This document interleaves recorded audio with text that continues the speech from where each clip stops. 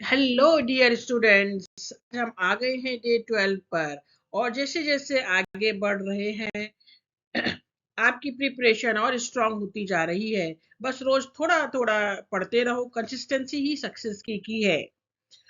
आज के सेशन में हम 5 इंपॉर्टेंट क्वेश्चंस करेंगे जो बोर्ड एग्जाम में डायरेक्टली या इनडायरेक्टली आपको हेल्प करेंगे। नोटबुक लेकर बैठ जाओ और बिना प्रेशर के शुरुआत करते हैं आज के 5 क्वेश्चंस की। The question number 1 is the angle of incidence and angle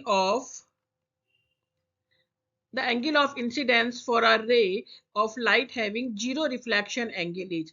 reflection angle zero है तो हमें एंगल ऑफ इंसिडेंस बताना है। तो बेटा हमें जैसे पता ही है कि जो है एंगल आई यानी angle of incidence that is equal to angle of reflection, right. तो एंगल ऑफ रिफ्लेक्शन जीरो है तो एंगल ऑफ आई यानी एंगल ऑफ इंसिडेंस भी क्या होगा, जीरो होगा। यानी हमारा option A is correct. Now question number 2, a concave mirror of radius 30 centimeter is placed in water. Its focal length in air and water differ by। एक concave mirror है जिसकी जो रेडियस है वो है 30 सेंटीमीटर, उसको हमने पानी में वाटर में रख दिया है, तो इसकी फोकल लेंथ एयर में और वाटर में कितनी डिफर होगी। हम यदि किसी भी मिरर को बेटा जो है क्या नाम है वाटर में रखे या कहीं भी रखे, इट मींस कि फोकल लेंथ किस मिरर की कभी भी डिपेंड नहीं करती सराउंडिंग मीडियम पे। तो जो फोकल लेंथ हमारी जो है एयर में होगी वही को क्या होगी वाटर में। तो एयर में हमारी फोकल लेंथ क्या होगी बेटा, रेडियस दे रखा है तो फोकल लेंथ क्या हो जाएगी, रेडियस की जो है हाफ होती है। हमें पता है ना आर इजिकल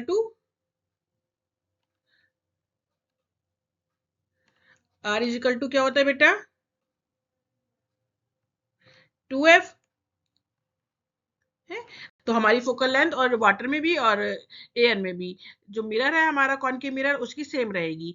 इट मींस कि हमारा कोई डिफरेंस नहीं होगा। इन्होंने डिफरेंस पूछा है तो डिफरेंस क्या हो जाएगा, जीरो। इट मींस कि हमारा ऑप्शन डी करेक्ट है, right. Now question number 3, the angle of incidence I and diffraction R are equal in a transparent slab when the value of I is। The angle of incidence and diffraction R जो है equal होगा transparent slab में कब, जब I की value क्या होगी, when the incident ray falls normally on the glass slab। Normally जो है ग्लास स्लैब पे गिरेंगी तो it will refracted without deviation that is along the normal in the glass. It means I और are दोनों क्या हो जाएंगे, जीरो। यानी हमारा जो ऑप्शन ए है, ऑप्शन ए हमारा जो है सही हो गया, ये ऑप्शन ए सही हो जाएगा, ठीक है। नाउ नेक्स्ट क्वेश्चन, हमारा नेक्स्ट क्वेश्चन क्या कह रहा है बेटा, the refractive index of transparent medium is greater than 1 because. बेटा ट्रांस जो हमारा फॉर्मूला होता है refractive index is equal to speed of light in vacuum और speed of light in medium.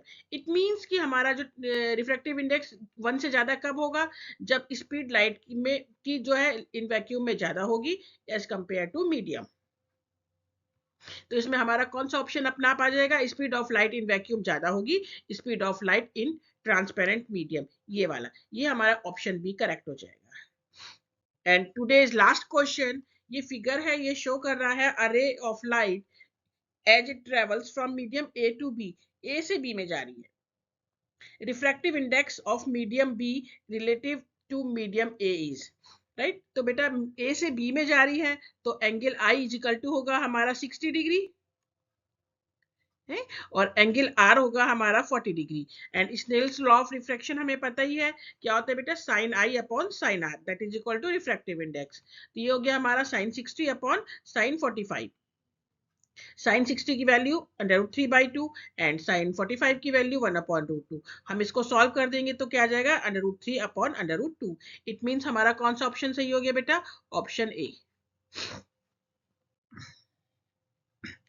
Great job, day 12 के भी हमारा कंप्लीट हो गया, राइट। अब हम डे 13 में मिलेंगे नए और इंपॉर्टेंट क्वेश्चंस के साथ।